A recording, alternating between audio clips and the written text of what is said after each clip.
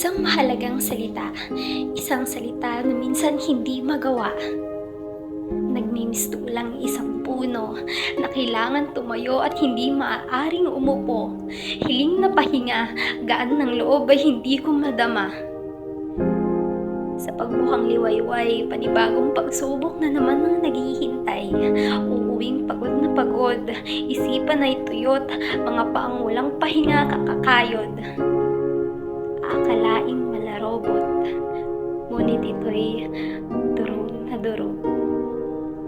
Mga taong walang pakialam, mga taong walang kaalam-alam, pagod ka na sa lahat-lahat, hindi pa magawang tanungin kung ayos ka lang.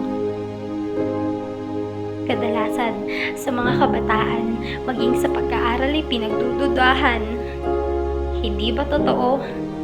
Sa mga nakakatandang nagsasakripisyo, dugot pawis ang inilala at para sa inyo, nakamusta nyo labang ba ang mga ito?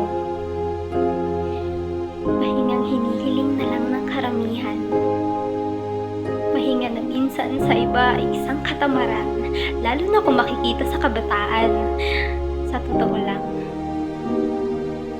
pagod ang katawan at isipan ng kalaban. Walang kung sino ang makakampihan, walang kung sino ang mapagsabihan ng mga sakit na nararamdaman. Ako'y humihiling lamang ng isang oras na pahinga. Ipipikit lamang ang mga iniinda sapagkat ayaw nyo rin namang may maririnig na salita dahil sa huli, ako yung napagod.